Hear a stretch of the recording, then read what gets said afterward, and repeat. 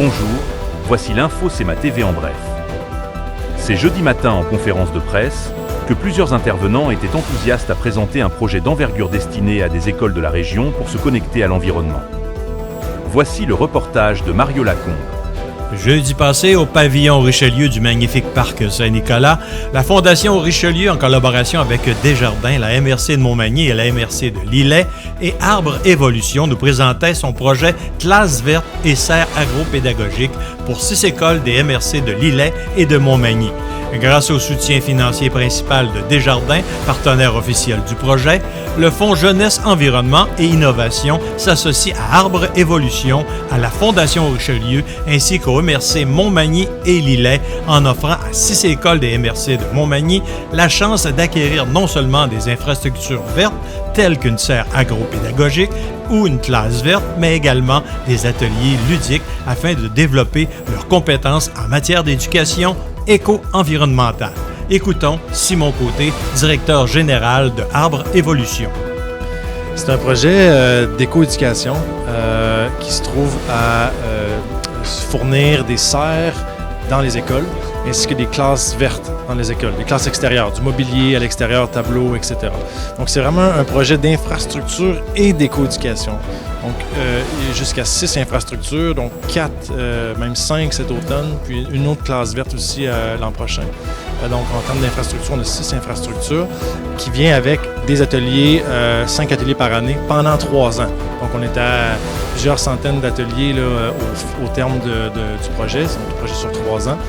Et c'est ce qui est proposé aujourd'hui pour les écoles de Montmagny et Lillet, autant le nord que le sud. Sur le site web du Semoir, on peut déjà commencer à s'inscrire dès aujourd'hui. Marie-Claude Bernier, enseignante et chargée de projet à Arbre Évolution, nous explique maintenant l'aspect éducatif de ce projet. Il y a plusieurs enseignements qui vont être liés au maraîchage, à l'éco-éducation, mais aussi au niveau du domaine des sciences et de technologie.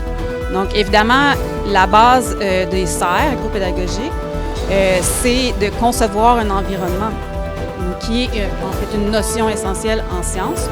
Au niveau, je dirais, écologie, il y a aussi le fait d'enseigner finalement toute l'anatomie des végétaux, comment ça fonctionne, comment la plante fonctionne pour finalement donner un fruit ou un légume, et puis tout le temps que ça prend. On leur apprend aussi en fait à la capacité de pouvoir concevoir un environnement qui va donner une production au printemps. Donc on parle ici du début mai. Et aussi une production qui va être estivale. Les écoles intéressées à participer à ce nouveau projet sont invitées à se rendre sur le site lesemoir.org et choisir l'onglet « Aide financière » dans le menu déroulant afin de consulter et compléter le formulaire de mise en candidature au plus tard le 30 septembre 2024. Mario Lacombe au pavillon Richelieu du parc Saint-Nicolas pour CEMA TV. Suite à l'annonce des États-Unis d'augmenter leurs droits de douane de 8,05% à 14,45%, le député conservateur de Montmagny-Lillet Kamouraska Rivière-du-Loup Bernard Généreux a vivement critiqué le gouvernement libéral suite à l'augmentation de presque du double des droits de douane du bois d'œuvre aux États-Unis. Selon le député, cette augmentation aura un effet dévastateur sur le secteur forestier canadien et les milliers d'emplois qui en dépendent.